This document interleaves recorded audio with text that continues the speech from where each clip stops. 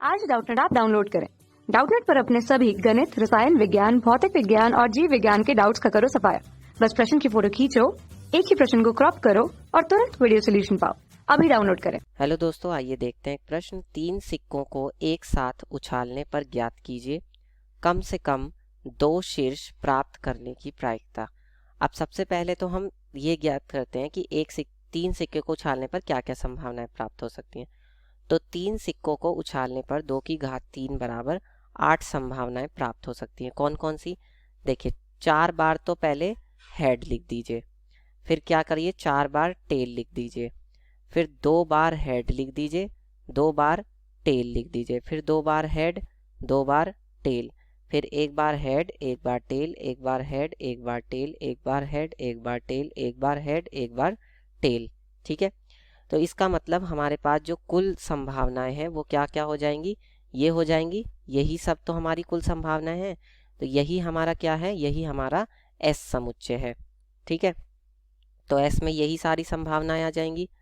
ठीक, अब इसके बाद इसको पहले हम लिख लेते हैं एच टी टी और टी एच एच, और ये हो जाएगा आपका टी एच टी और टी टी एच और टी टी टी। ठीक है, तो ये हमारे पास कुल संभावनाएं हैं। अब अगर हम एन एस लिखें तो एन एस कितना हो जाएगा? यही तो होगा जो कुल संभावनाएं हमारे पास, 2 की घात 3 बराबर 8।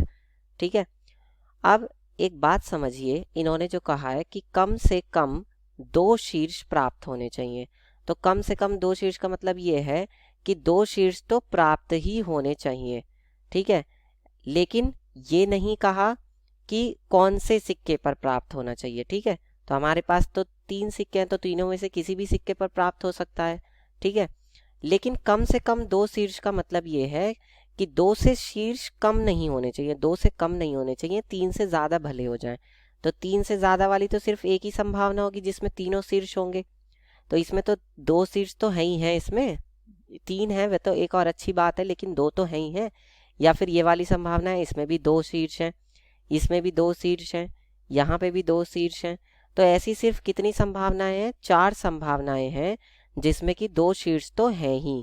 तो इसलिए हम यहाँ पर ई घटना लिखेंगे। ई घटना वो है कम से कम 2 शीर्ष, कम से कम 2 शीर्ष।